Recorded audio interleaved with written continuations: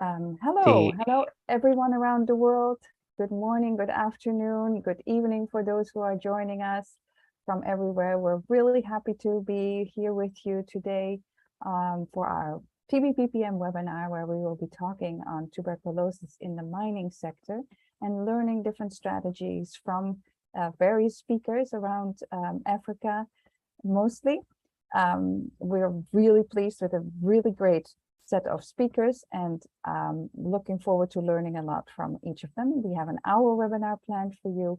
It's being live streamed on YouTube as well, and you can find all the background information on our TBPPM website, where you will also find the recording and all presentations after this webinar. Please use the Q&A if you have any questions. Our speakers will be standing by to respond to you directly. If there's anything for which you would like to speak or ask a question, raise your hands, and we have a wonderful moderator today. I'm very pleased to introduce Chimwemwe Chamdimba. She works as the principal policy analyst at the African Union, the development agency, and one of her key areas of work is the engagement of the private sector. And she works on tuberculosis as well in Southern Africa. So we're very pleased that she will be chairing today's session and will be introducing all the speakers and leading the discussions on this important topic. So with that, I would like to hand over to Chimwemwe. Thank you very much for that introduction, Petra. And we really look forward to an interactive session today. And as you have indicated, today we are going to be discussing about tuberculosis in the mining sector and how we have been engaging mining companies to be able to respond to the challenge of tuberculosis in the mining sector. And I think I'll just give a brief introduction to the topic, to our topic today, and then I'll be introducing the speakers, as you said. Basically, I think the interventions that we've been implementing on tuberculosis in the mining sector are all geared towards achieving the targets that we have set for ourselves at the global level through the Sustainable Development Goals, as well as the NTB strategy, where we have collectively agreed that we would like to end TB by 2030. But I think these have now been cascaded to the African continent and other regions of the world, where we have also made different strategies, different plans towards the target of ending tuberculosis by the year 2030. But I think the question is, what do we need to do? What should we do differently? What are the things that, of course, we've been doing very well that we need to continue? What innovations do we need to put in place from both the prevention side as well as the treatment side, but also not forgetting the detection side? What innovations need to be put in place? Who are the stakeholders that need to be involved? How do we best collaborate with these stakeholders, the public sector, the private sector? And in this case, I think we are looking at mining, considering the association between mining and tuberculosis. And the fact that I think what makes it difficult is that mining happens at different levels. We have the large scale mining, we have the medium scale mining, we have artisanal and small scale miners. What are the interventions that need to be put in place? We are hoping that by the end of this webinar, hopefully we'll be able to respond to some of these questions. What are some of the challenges that are out there? What have we been doing to respond to these challenges? And what are the current gaps that are still prevailing? And how do we facilitate continuous learning and improvement so that we do things differently and we are able to effectively respond to the challenge of TB in the mining sector? So without much further ado, I'm hoping that our speakers will stick to the 10 minutes. I would like to call upon Charles Sunday, who is going to be our first presenter for this afternoon and this morning, depending on where you are in the world. He's going to be talking about an analysis of TB in the mining sector. Charles Sunday is a senior program officer responsible for tuberculosis and communicable diseases at the African Union Development Agency. He is supporting tuberculosis interventions in the Southern Africa region, tuberculosis in the mining sector. And he has 15 years experience working as a dedicated TB specialist in Zimbabwe, where he has been involved in designing, implementation, monitoring, and evaluation of different TB programs at the national level. But over the years, he has also participated at the international level, spearheading the SADC interventions on TB in the mining sector. So Charles, you have 10 minutes to make your intervention. Over to you.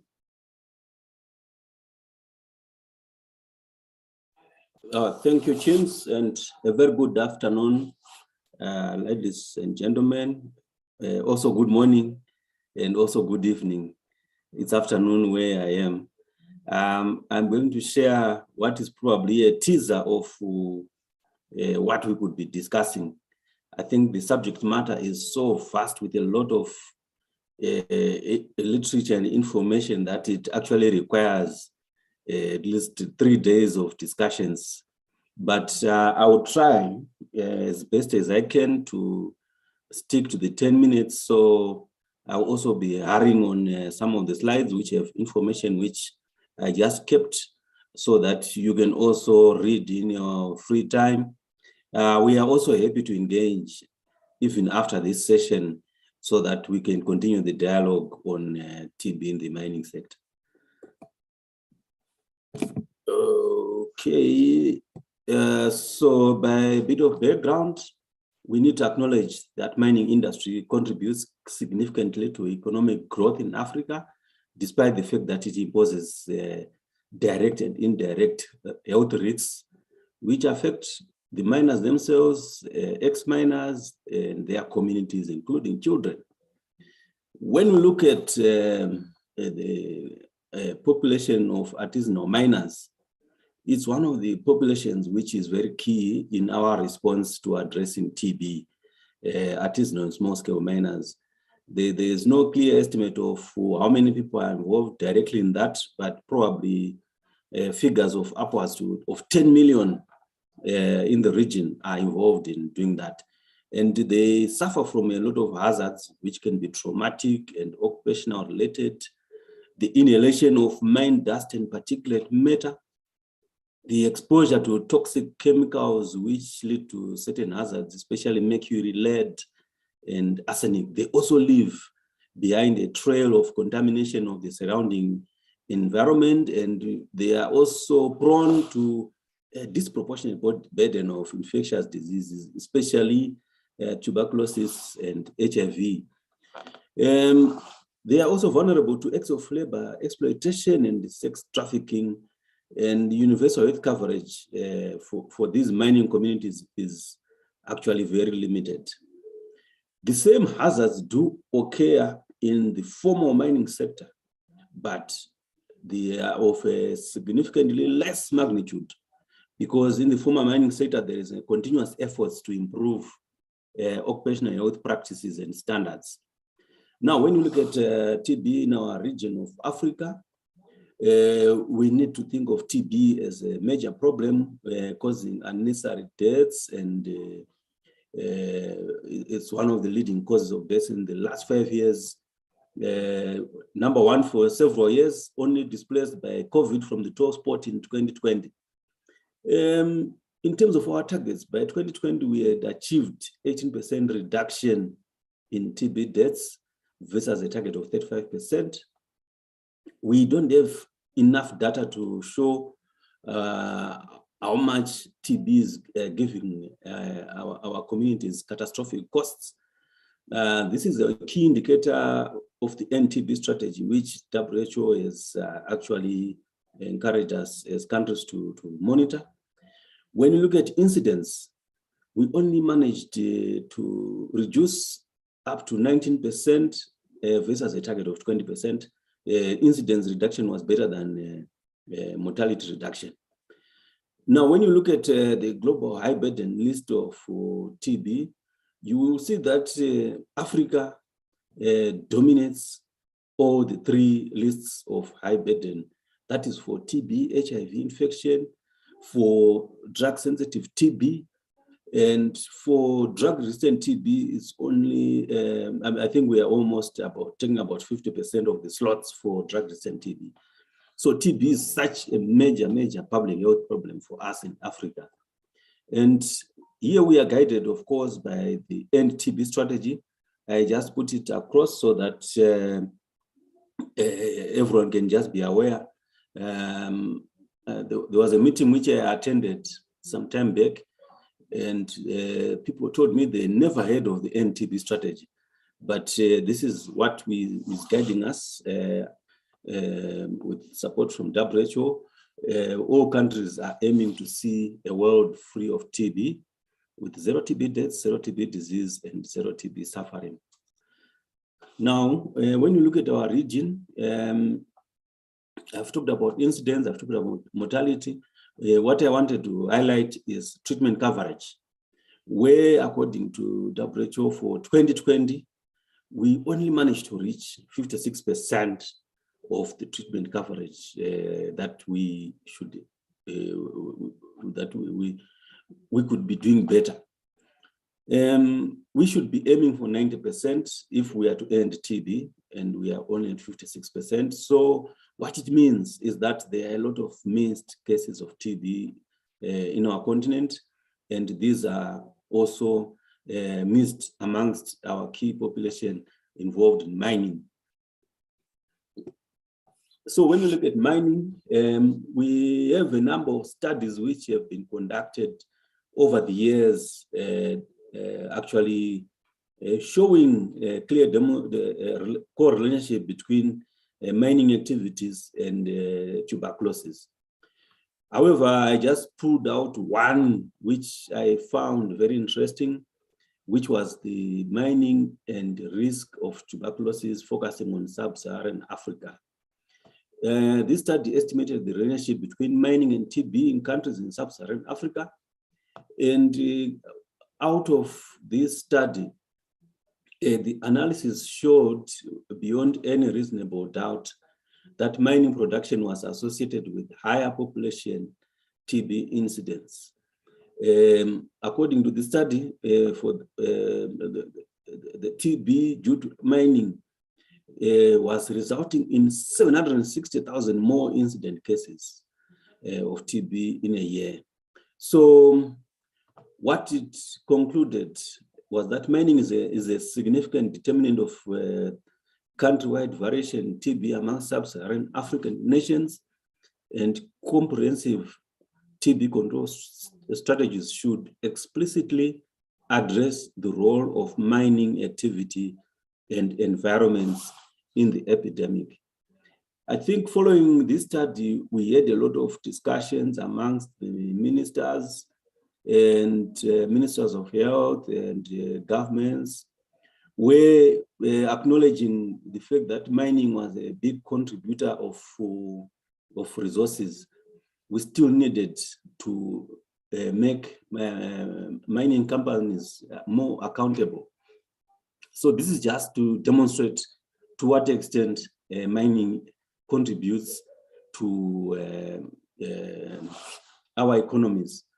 On the left side, we have the top 10 global producers. And in Africa, we have two countries actually amongst the top 10, Ghana and South Africa.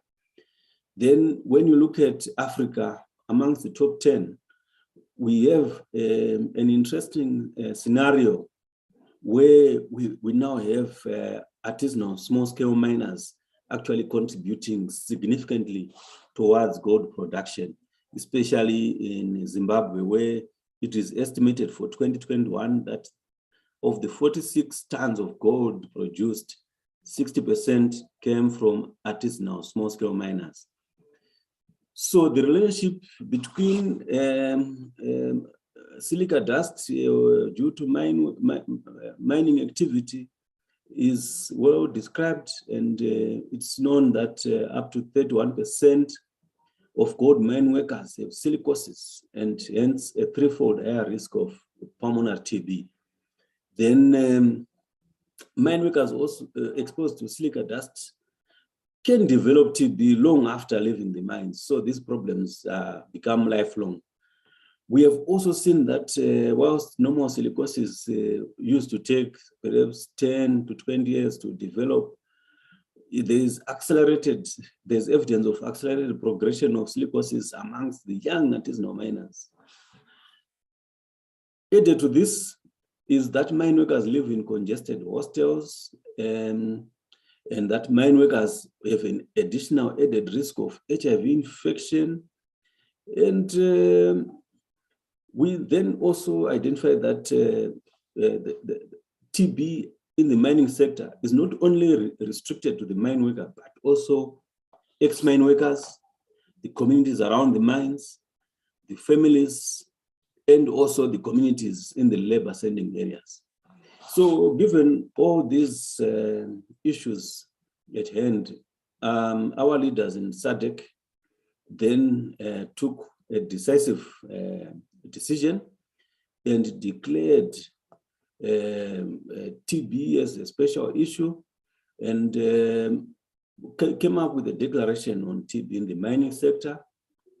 And there were some 5 priority areas when addressing TB which needed to be addressed: TB, HIV, silicosis, and other occupational respiratory diseases. So the aim of the declaration was to actively look for people with TB and treat them promptly, elimination of conditions which lead to high TB rates in mines, improving TB treatment, and actively seeking former mine workers who could have TB and creating a legal and regulatory framework that provides compensation. So you have 2 minutes, Charles. Sorry to stop you. Okay.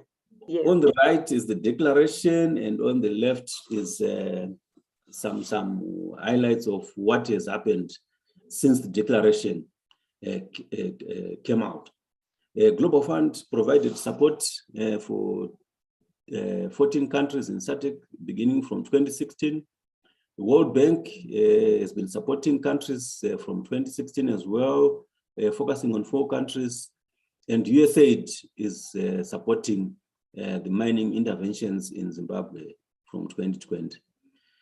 So this is an illustration of the different phases of the Global Fund support, and this is also an indication of the areas of focus of the Global Fund support, targeting both formal and informal mines, as well as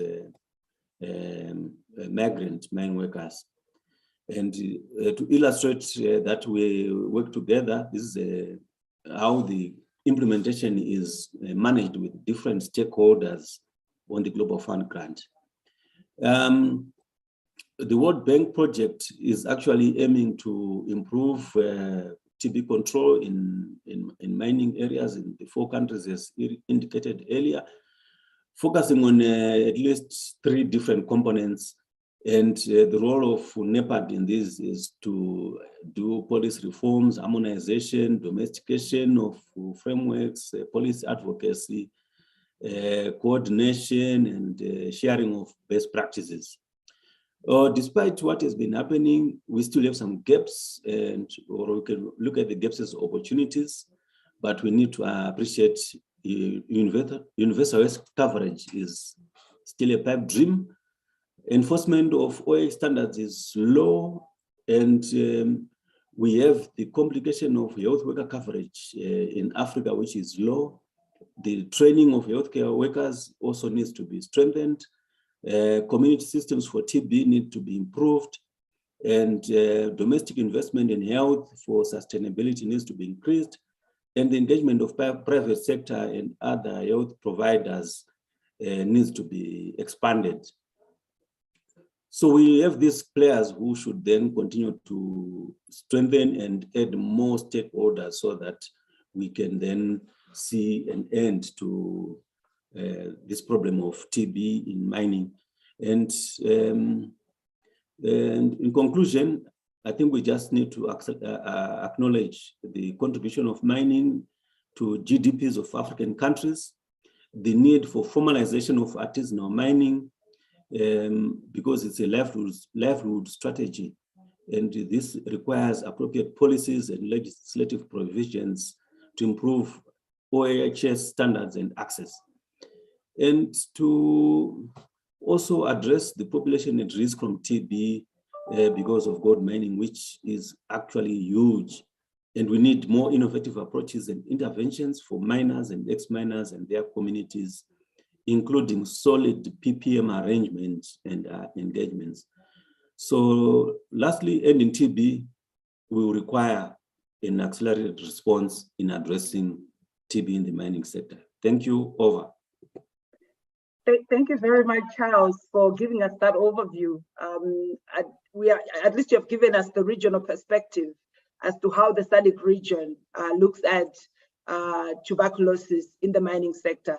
Now we are going to be zooming in to a country level experience by focusing on Tanzania. We are going to have a presentation by Rabia, who is going to be talking about tackling TB and HIV in mining populations in Tanzania. Rabia is a senior M&D manager and business development manager, as well as a technical manager for community TB services at her organization. And she is a public health practitioner and a community TB expert with more than 10 years experience, 8 years experience working in community development projects. Currently, she serves on the board of Tanzania Stop TB Partnership and Tanzania TB Community Network, serving as a treasure and resource mobilization chair for the technical working group. So Rabia, you have 10 minutes to share with us the experience from Tanzania. Thank you. Yeah, thank you so much, and good morning, greetings from everywhere in the world. So as I've been introduced, I'm Rabia Beit Kaji. I work with Shidefa Plus Kahama. So today I'll be talking about tackling TB and HIV in the mining population in Tanzania. This will be focused more on what we as Shidefa Plus Kahama we have done in response to the tuberculosis implementation. So this is the outline of my presentation, and specifically for Shidefa Plus, this belongs to the network of people living with the HIV. So it's an abbreviation for service health and development for people living positively with HIV/AIDS. It's a local non-governmental organization registered in Tanzania, and it's aimed to attain democratic communities that is free from poverty, hunger, and disease, where people can enjoy good quality of life, education, standard of living, and social well-being. So currently, Shidefa Plus Kahama, Shidefa Plus implementing in Tanzania under the regions, Geita, Simiyu, Mwanza, Arusha, Tabora, and Singida region, as we can see on the left of the map. So here, I can't see well. This. Yeah. So why TB and HIV intervention in the mining area, especially in Tanzania? We understand that Tanzania is also one among of the high burden TB and TB HIV country. And now, according to WHO data for 2020, about 50,000 of people are missed with tuberculosis. And this actually the prevalence among the key and vulnerable population, including the pure HIV, the ancestral minors, the prisoners, diabetes, is also high. Although now, looking at the mining populations, we don't have really the specific prevalence. It's currently unknown. And some of the assessments have been done at country level, and it shows that at least 89% of the population around the health facilities which are located nearby the mining sectors can be notified with the tuberculosis. And here we also see the case notification for 2020. So the areas where mines are located, because Tanzania is gifted with a lot of gold mining, so including Geita, Shinyanga, Manyara, Mbeya. There is also Njombe. So we can see how case notification, how they were ranging depending on the regions, as we can see on the map here. So, and control. Joy?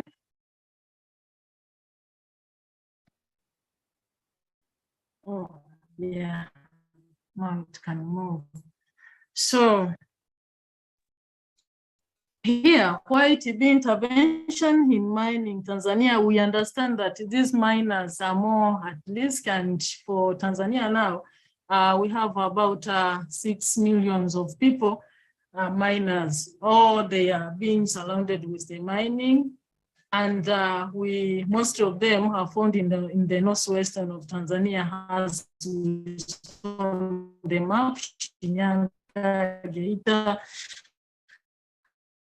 and some of the southern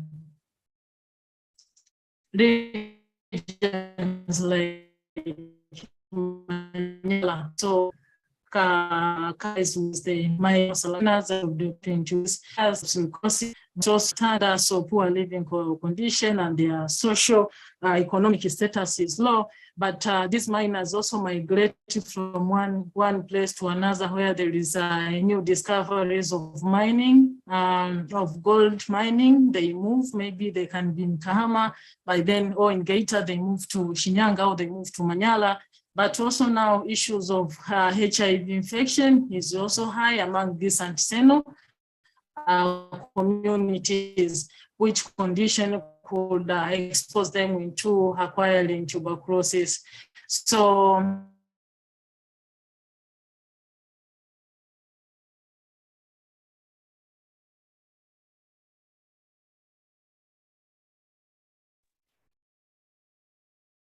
I heard? Sorry. We can't hear you there, and your slides are not showing anymore. Oh, come on. Okay. Can you see anything now? No, we cannot.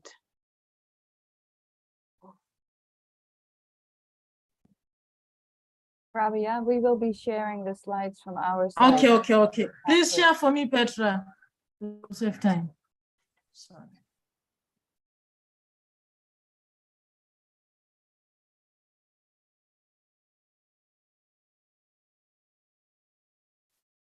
Petra? Yes, I'm working on it, Rabia.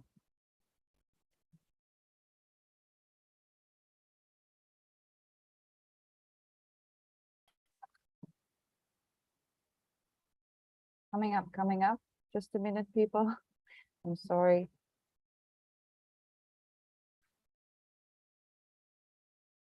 Okay. Here we go. Done? Should be able to see my screen now. Yeah, sure. Okay. So let me quickly go to the slide where you were.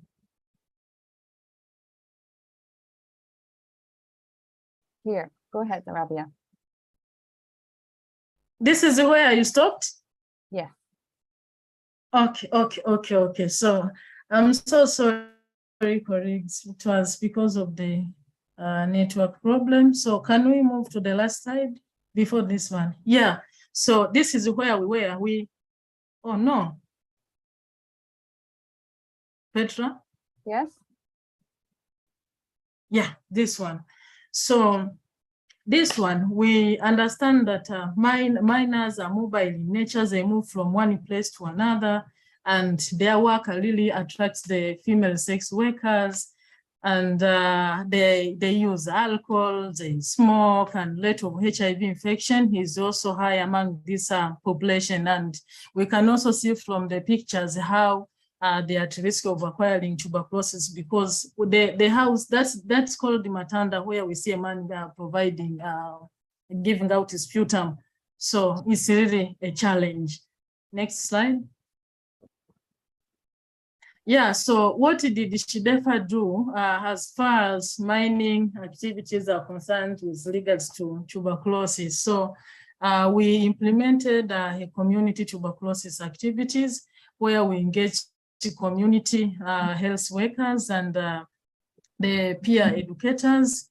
And these people were trained and recruited where they could move in pairs. So through a snowball approach, they could move in pairs to provide TB education and do the TB symptom screening. And those who could be presumed for tuberculosis, sputum samples were collected and referred to the nearby diagnostic facilities for further investigation. So house-to-house approaches were used, issues of reaching the local pubs where more miners also visit, because within the mining communities, there are local pubs, and also female sex workers are within those local pubs. They could be reached, workplaces, bars and stone clashing, where they clash the stones for the mill-laws, brothel, where female sex workers and some of the miners are found, and other approaches included the moonlight, events where info messages and TB videos could be shown while having a tent beside, showing the tuberculosis screening and sputum collection. Next slide. Yeah, so the outcome of the program, that was supported by Stop TB Partnership, were able to notify, specifically maybe for minors, were able to notify 630 people who were notified with tuberculosis. So these are the people who were found with all form TB, and we can see the cascade among other KVP groups as we can see on the table. Next slide.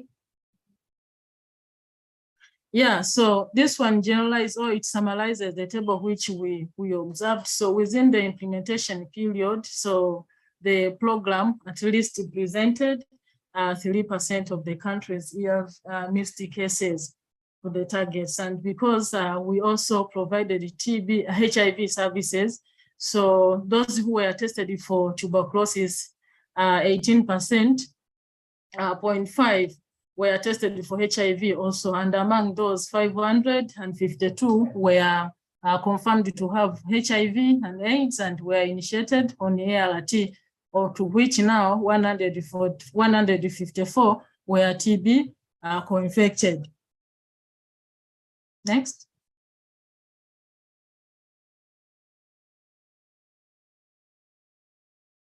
Yeah, so what are the core components now, looking maybe at the Tanzanian perspectives? Now the Tanzania have this national tuberculosis and leprosy strategic plan, which aim to strengthen TB services to the population of minors and their families by 2025. And NTLP, the National Tuberculosis and Leprosy Program, have the TB mining focal coordinator, but also have got the technical working groups which have been in place since 2016. But also we have some learning opportunity from other TB and mining projects like SADC. So now we have the teams, TB in mining communities. So Tanzania is doing that. And besides that, issues when it comes to tuberculosis recording, we have the registers and systems, surveillance systems, which is DHIS2, ETL, where we can be able to notify or to see what is really happening with the mining communities.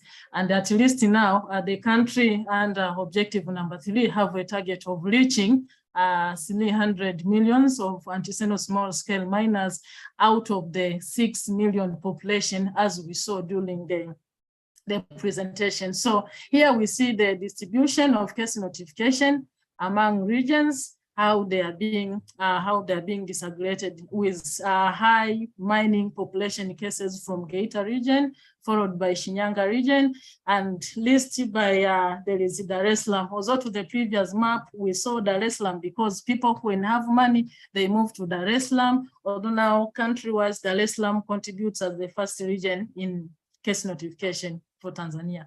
Next slide. Yeah, so what others can learn from this? We understand that TB control in the mining can be achieved, but how can it be achieved? It's through using approaches which are context specific. This can be through using the mobile van, using the peer educators or the community health workers, which are found within that specific groups, but also using the moonlight events, because we understand that most of the daytime, these people are busy into the pits, digging for the mining, but during the nighttime, they come out and they to eat and shower and whatever. So from there now, if there are these events like the moonlight, it's easier to get more miners after they have come out from the pits where they work.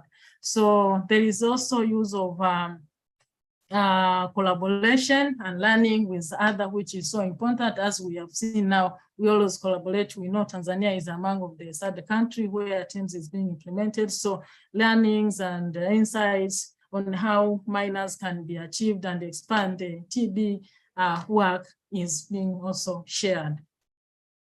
Next. Yeah, so for globally, we need issues of community system strengthening is also a fundamental to reach these KBPs. When systems are being strengthened, really more minors can be reached, including other KBP like the pure HIV, people with diabetes. Yeah, and there is also issue of MAF-TB or multi-sectoral engagement and collaboration is also a key, because here we see the importance of engaging these people, private companies, like pharmacies, which are adult shops, like maybe traditional healers, like integrating services with other sectors to deliver services among minors is also a key, because we understand that if maybe we engage issues like we call it bunge, so parliamentary committees, you engage them for a committee, so it can also be helpful. And issues of supportive policies and structures are also crucial for successful implementation of TB in the mining intervention. So here we mean the guidelines, because we do have mining strategies and also these national strategic plans, some of the policies which actually really call for the rights of the people to have good quality of health services, including tuberculosis. This would really be so helpful.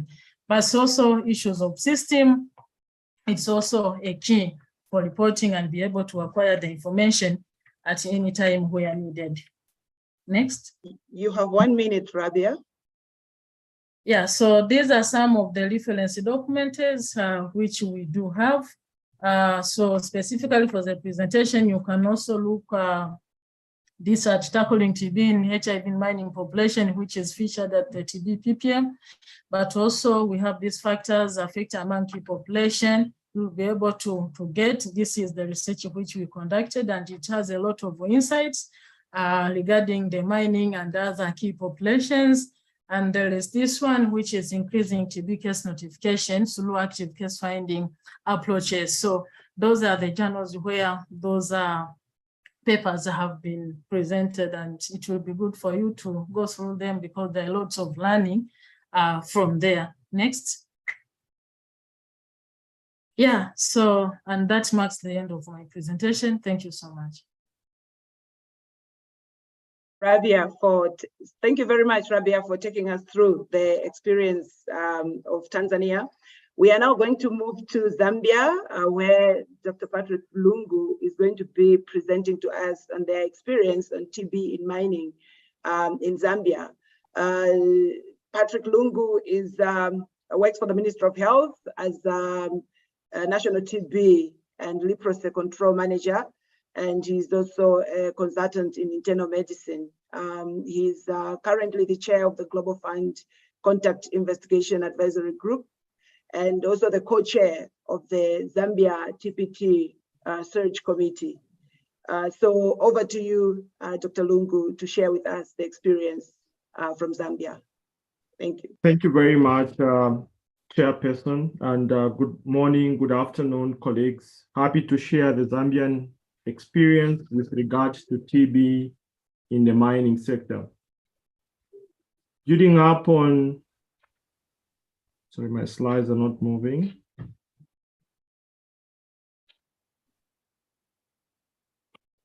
Building up on what my colleague Charles Sunday presented, and also the colleague from Tanzania, I would like just to re-echo that Zambia is one of the 30 high TB burdened countries.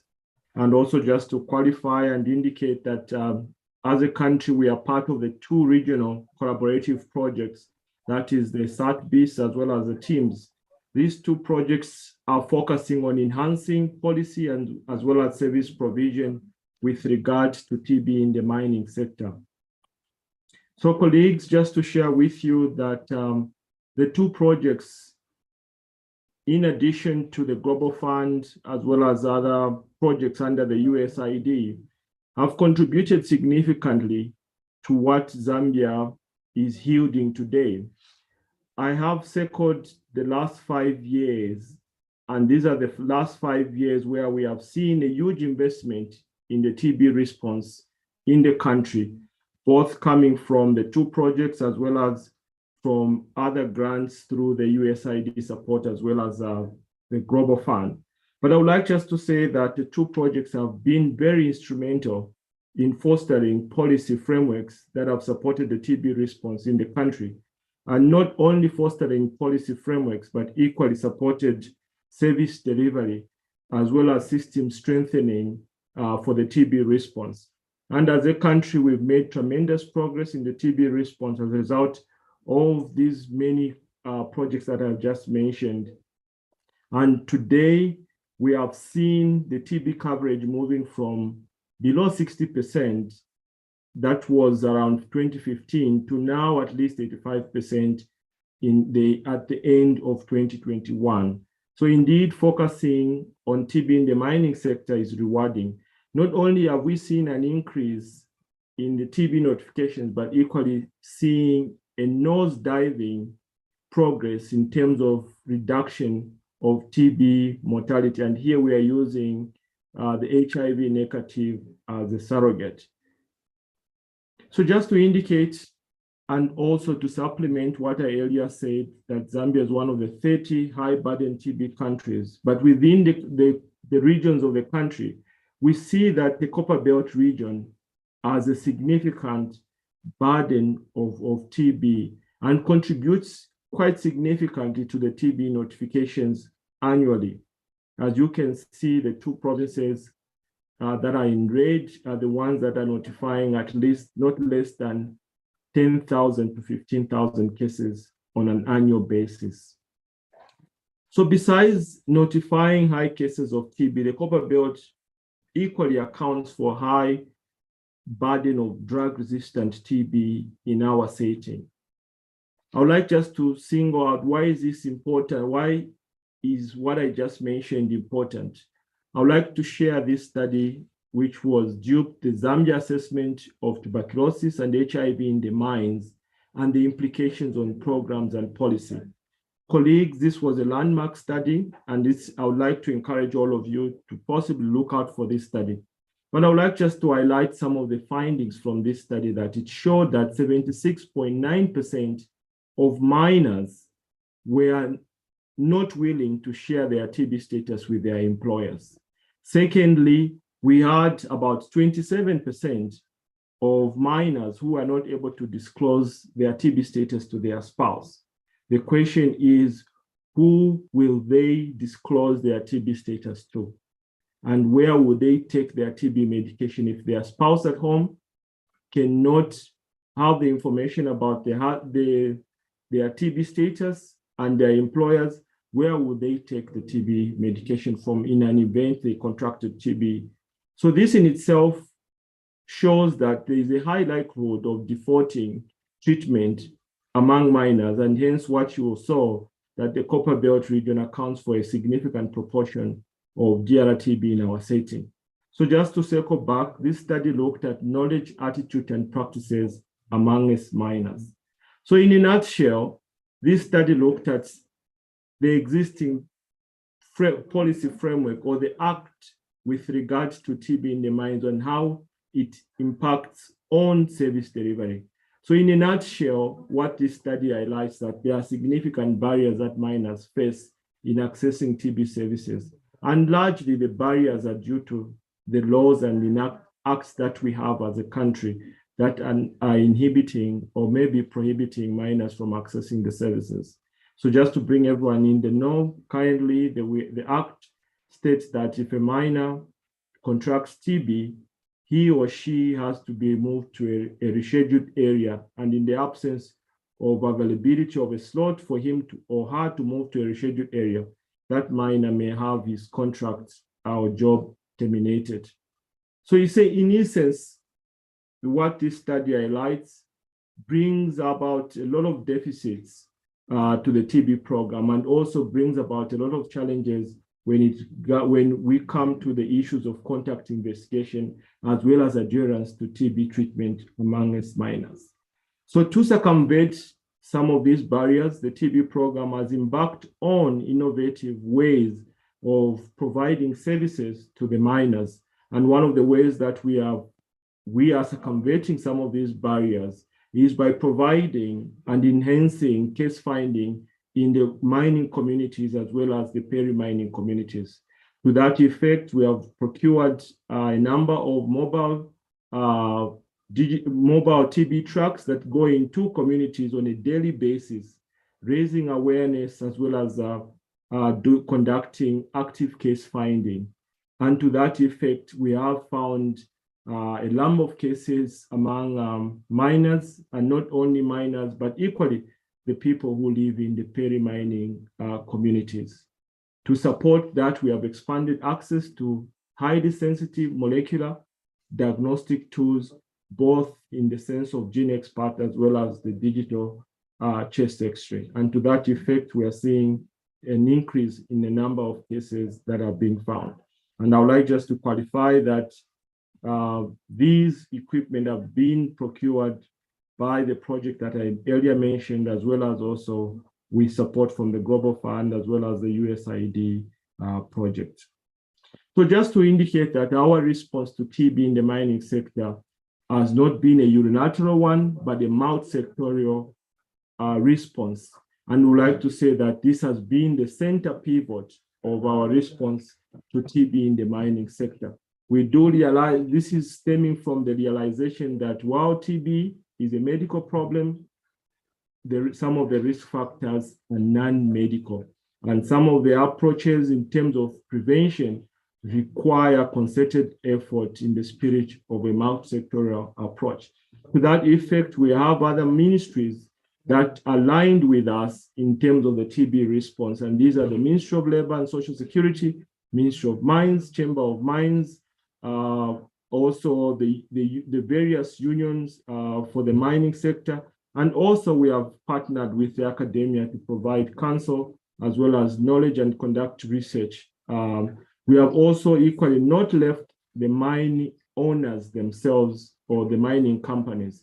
And what I'm showcasing here is one of the TB primary preventive measure, and this is dust control in the mining sector. You do agree with me that dust emissions in the mining sector does compromise the lung immunity, and that in itself becomes a predisposing factor to TB. So just to share with you once again, as part of the multi-sectorial approach, we have focused and also strengthened this TB screening among miners. And if we use 2016 as our baseline before we embarked on an enhancement of the TB response in this sector, we are only screening less than 40,000. But as you can see, by end of the year 2020, that we are screening almost closer to 90,000 on an annual basis. So indeed, the multi-sectoral response is yielding results in terms of bringing closer the TB services and also bringing in models of TB screening among miners, of which we were unable to reach much earlier on. So just to say that we embarked on one of the activities of raising awareness as one of the pillars to enhance case finding. And in our planning, we're targeting at least 1,300 miners to be reached. But to our surprise, when we reached there was huge demand. They were yearning for information about TB, and we reached almost double, if not more than double, of the targeted number. And what did emerge from this engagement is that the miners are more than open to receive message and information about TB, and they would like it in a very simplified manner. I would like just to say that it is a captive audience, and it's a good driver of information sharing. So these are some of the awareness campaigns that we conducted, and this in itself gave us a latitude for TB screening amongst this population. So we went around the Copper Belt region and in essence, we reached out to quite a huge proportion of minors. And this is something that we would like to embark on. And how we conducted it is that before they entered a particular shift, we reached out to them for 10 to 30 minutes with TB messaging. And there are the number of questions, and not only before they started their shift, and equally at exit before they left out for their household.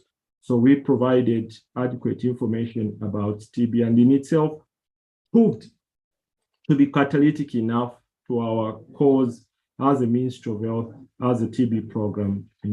So in conclusion, I would like just to qualify that the burden of TB in the mining communities is very high, and it warrants a full attention. Community case finding is an effective model for TB service delivery amongst miners as well as amongst ex-miners. Mine owners and miners are open to engagement on matters to do with TB. A multi-sectoral response is highly needed, and in itself is highly catalytic to the TB response, and it brings complements to the biomedical approaches that we embark on as a TB program. With that, I would like to thank you, and I'm happy to take on questions. Over, and thanks to you, Chairperson. Thank you very much, Dr. Lungu, for that, for sharing with us the experience from Zambia. I hope you bear with us, participants. We will add some 10 to 15 minutes.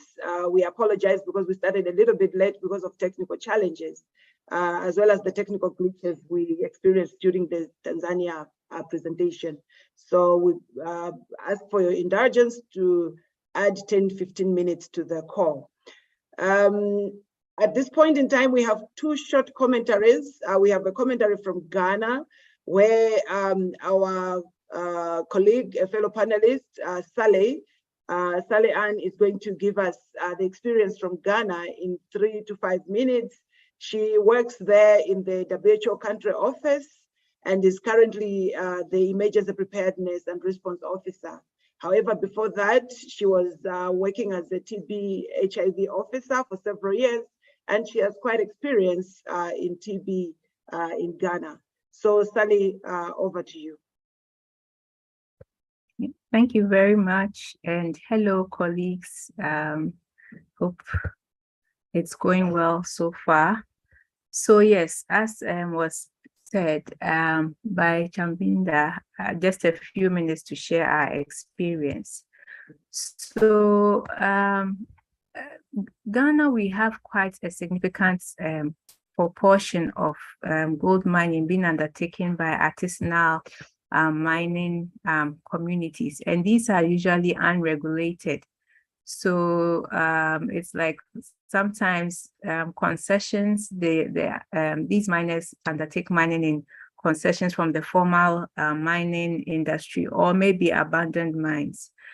And the NTP, in a quest to reach high-risk populations at risk of TB, with support from the Global Fund, undertook case finding among these high-risk populations, that's these artisanal mining communities. So they undertook screening exercises in about 78 communities. It was purely voluntary, so there's some social mobilization done before, and those 15 years and above were free to undertake the voluntary screening. Next slide, please. So the map shows the areas where this screening exercise was undertaken. So in all, more than 10,000 community members, which included the miners themselves, family members, and anyone in those communities who were interested in being screened. So they used X-ray, unless you were not eligible for X-ray. Anybody who was screening undertook an X-ray. And then they also did symptom screening. So those who were eligible for sputum testing were those who had X-ray findings suggesting of TB, and also screened positively on the symptom screening. So it was by Gene Expert that they did the testing. So in summary, the findings show that in these mining communities, their risk for TB was 2.5 times the general population. So that's 910 per 100,000 screened. There was also rifampicin resistance in these communities, 4 times what was found for the general surveillance data. And when the X-ray screening and symptom screening were compared, we found out that they're actually comparable. Usually, X-ray is recommended for screening, but as you know, in these hard-to-reach areas, you may not have access to mobile X-ray going to these communities. So the studies show that using symptom screening is just as good to be able to find those who are presumed to have TB to go for testing. So in conclusion, this study showed that actually finding TB cases among these artisanal mining communities is feasible. So even if you don't have X-ray, you can use symptoms. And it's good to leverage existing structures. So what do I mean by that? We know that in Ghana, each community has assigned community health workers, and they visit these communities with basic primary healthcare services. So the screening for TB can be tagged to their activities that they are undertaking in the communities. And it was good to see that from, I think, Zambia, that the miners are interested in knowing more about TB. I believe that's in a more structured mining sector. But I think we need to explore in this informal, unregulated mining sector. I believe that they would also be interested in knowing if they knew that they were at higher risk for TB, and that if they have symptoms suggestive of TB, to access the local services to get tested and then to get treatment. And it's important that we strengthen the health system, because even if we undertook, say, screening, and yet we don't have a system for sending the samples that are taken to facilities that can test, that have gene experts, then we wouldn't really make much progress. So in trying to reach these miners in these communities, it's important that we strengthen the health system. So these community health workers are given the requisite tools to be able to do the screening, and also facilities to do the testing, so that the results are received and that those who are found to have TB are put on treatment. So I think this sums up what I wanted to add from the Ghana experience. So thank you, and over. Thank you so much, Sally, for giving us the Ghana experience. And I think the next one is going to be quite interesting, because we are going to move from Africa and we want to hear an experience outside the continent. We have a 3-minute slot for our colleague from Pakistan, Kins. Kins works in public health, programmatic management and research, with focus on tuberculosis for the last 12 years.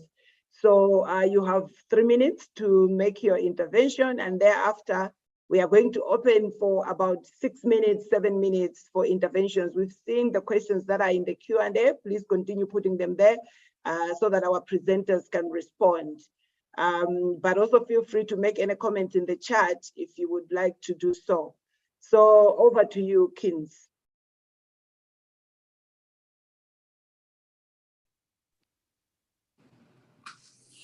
Hi, thank you so much for having me. I haven't prepared slide because this was for Africa, but I just wanted to share real quickly in sort of favor of time.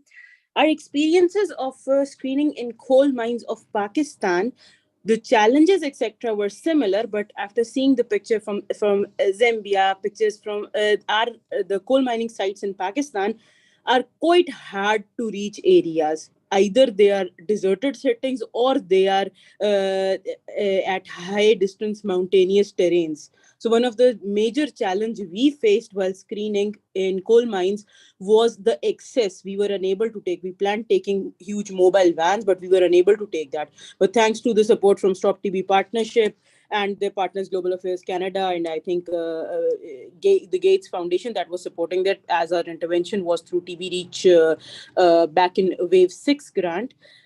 they provided us this, they supported us in getting this portable X-ray equipped with AI, with which we were actually able to go at the screening site, at the coal mining sites, screen, get the results right there and then. There were no health facilities whatsoever in the coal mining sites, which made it quite challenging to actually sort of find any kind of doctors there. And this portable X-ray equipped with AI really helped us in screening, and then we used to collect the sputums, take them back to the facility for testing. One major challenge that we faced, initially we started screening at the coal mining sites. The incidence was coming equal to the general population. And we were astonished that we based our intervention study on the findings from Africa, which stated that globally there is a 10 times higher risk, whereas the numbers that we were getting were quite similar to the incidence in general population.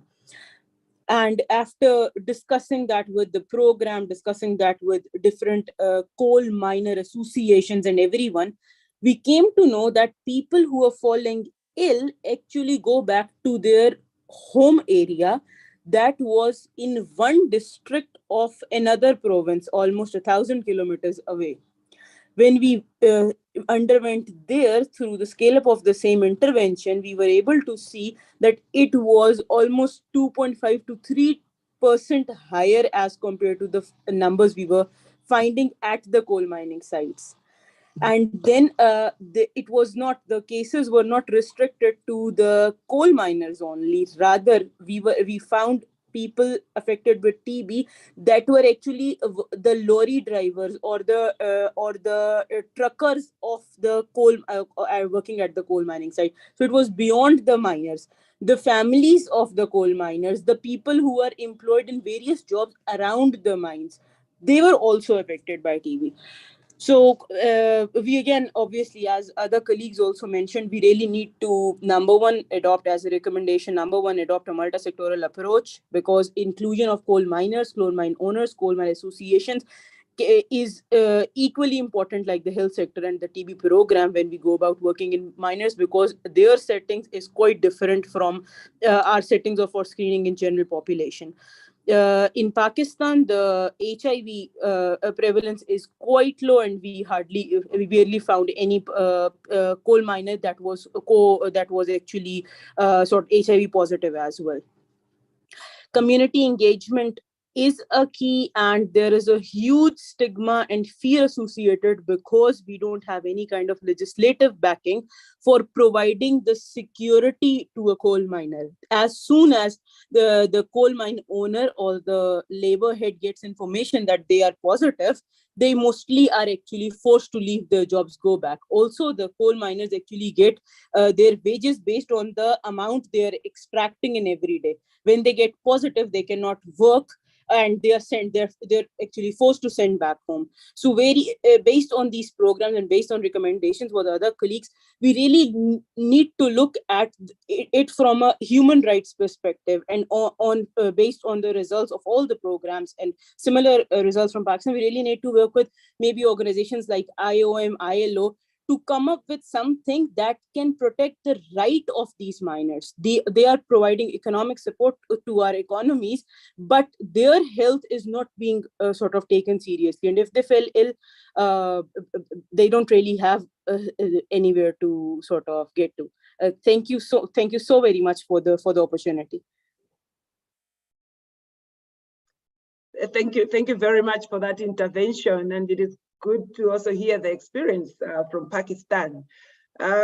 So we can have about 5 to 6 minutes of interventions, but I see there are quite a number of questions that have been put in the chat. But if you want to also raise your hand and make an intervention, please go ahead and do so. But I would also like to urge our presenters to respond to some of the questions. I see some of them have already been responded to. But as we wait for the hands to be raised, there's a question that has been posed to you, Rabia. And Rabia, this question is from Michael. He's asking if Tanzania has a TB multisectorial accountability framework in place, and what support is provided to supporting TB case finding among key priority populations like minors, among others. So this is a question to you, Rabia. And as Rabia is responding to that, I would like to also request Sally to respond to the question that is also in the chat, in the Q&A, which is asking about whether there are any support mechanisms in Ghana to support TB case finding for key priority populations like minors. What are the major challenges that you are facing, especially with the informal minors, considering they are skeptical to engage from authorities? I would like you to respond to that question. Since we don't have hands, I think I can call upon Rabia to start responding to that question from Michael, and then Sally, you can take up the next question also. Over to you, Rabia. Thank you so much, Chimwemwe. And thank you, Michael, for the questions. So I'll start with the one regarding the TB MAF. Yes, Tanzania currently now have initiated the TB multisectoral and accountability. So of recent, like for the past 3 months, we attended a meeting of now initiating issues related to the development of the TB MAF strategy, and currently it's in its development. So we have initiated that, and things related to TB with mining related issues, it has been included. And now, with regards to the support, we understand now the NTLP, National Tuberculosis and Leprosy Program, is fully supporting the TB mining activities, and that's why now it's a strategic plan really targets this mining population and other key population, but also looking at the Global Fund activities or the Global Fund grant, which we have. So there are issues related to engaging the workers union and strengthening cross-border services. These are some of the interventions to which the country is now really supporting. So there is also Global Fund under community grant. We have private, the principal recipients under non-state actors. So they are supporting the community healthcare workers who are the key structures to reach the minors, the most at-risk population, and supported them in providing TB sensitization awareness, TB screening, and collecting sputum plans, ensuring that those who have been notified with tuberculosis, they are initiated into TB medication. But also, as I said, Tanzania is one among of the SADC country, and it's really implementing the TB in the mining sectors. So through that program, we do really reach the miners and support them. Beside that, we have the technical working groups, which comprises of the mining companies and other mining stakeholders, but also there are these representatives from XTB groups, the council and regional health management team, they are all there. So all these provide support with regards to TB service provision to mining populations. Yeah. Mm-hmm. Thank you. Thank you so much. And I think, Sally, if you can just take 1 minute, that would be the last response. I would like to urge you to respond to the other questions that are in the chat, if you can, please. But Sally, 1 minute. Okay, thank you. So I've responded to one of the questions already. Then the second one is looking at the X-ray screening. So yeah, the two, at least from this study, the two are comparable. So the point is that we may not be able to make X-rays, mobile X-ray accessible to these hard-to-reach communities, but we could still use symptom screening to identify those who are presumed TB. And so this screening was, thrown to those who wanted to be screened. It's possible that quite a high proportion of them were coughing. But actually, people came not because they were coughing. Some were coughing, but I don't think that it's because most of the people who came were coughing. So yeah, and I think the findings are even an underestimate of what's, because when we look at those who came for screening, we realize that it was a lower proportion of minors than you would expect in this community. So I think it's even an underestimate of what the real TB situation is in these communities. Thank you. Over. No, thank you. Thank you very much, panelists. I think for the rest of the questions that are in the Q&A, please proceed and respond to the participants that have asked those questions. But I think it has been quite a wonderful panel, and I'm hoping that we have picked one or two things. But I think in conclusion, I would like to think that, yes, commitment is there, and interventions have started, but I think we are not yet out of the woods. There are still a number of things that need to be done. There are still a number of interventions that have to be done. We have noted some interventions on policy frameworks. We have noted some interventions on service delivery, as well as system strengthening. However, I think one of the things that we have noted as a gap is on the preventive side. Yes, some efforts are there. I think Zambia presented to us on what they are doing with the multisectorial approach that has been adopted with the ministries of mines and ministries of labor. But I think there's still a lot more that needs to be done. The need for policy reforms. I think our contributor from Pakistan actually emphasized on a rights-based approach. Can we have rights that ensure that mine workers are protected? Can we work with others, ILO and others that matter, to ensure that occupational health systems are strengthened?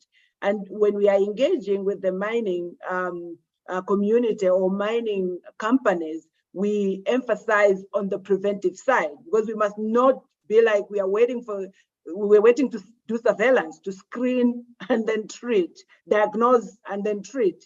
We want to also make sure that the preventive side is emphasized and it is strengthened, so that the work environment is in such a way that the mine workers are protected. The other thing that I've also picked is that the need for a multisectorial approach. We cannot do this from one sector's perspective, from the health sector, but we need the mining sector and the labor sector to be on board. And the other thing that I also have noticed from the comments, as well as from the presenters this afternoon and morning, depending on where you are, is that the challenge is also quite huge when it comes to unregulated mining, to artisanal and small-scale mining, to the informal sector. How then do we bring services to such communities? We really need to work on that and see if we can have policies, guidelines, and strategies that will enable us to be able to intervene in such hard-to-reach populations. So Petra, I think it has been a pleasure. We have picked so many things from here, and hopefully we'll be taking them forward. It has been a pleasure chairing this session, and thank you for the opportunity. Over to you, Petra. Thank you so much, Chimamanda. You've done an amazing job in pulling all these difficult points that you challenged us with in the beginning. And I think you've just wrapped it up beautifully by outlining that there has been a lot of commitment. We've seen some great strategies and presentations that gives us information and hope for activities in the future, but that there's still outstanding challenges. I think the closure where you talk about the multi-sectoral framework is actually the larger picture that we need to be looking at. And I'm happy to say that as part of our upcoming webinars, we will be talking more on this issue. There is also a presentation coming up in the Union Conference, specifically on Africa, where we'll be touching base on the private sector engagement, specifically in countries. And we'll be looking more at policy reforms and some of the issues that were referred to today as well. So this is not a topic where we can stop. There's a lot to say more. Thanks for everyone for your questions. Thanks to the panel members for your wonderful presentations and your insightful comments, and for responding to the many questions. Clearly, this is an area where we need to talk more. I'm looking forward to seeing everyone in a next TBPPM webinar and in our community. If you're not a member, you can join. And please also note that all the presentations, the recording and everything will be online, including all the references, so that you can read more on this important topic. Chimamanda, Kins, Patrick, Charles, Rabia, Sally Ann, thanks everyone for your time, for your wonderful presentations. really appreciate your input on this topic, and together we can end TB. So thank you for your efforts and your support, and looking forward seeing you in the next time. Wishing everyone a good rest of the day. Thank you. And Thank you. Bye-bye. till next Bye-bye. time.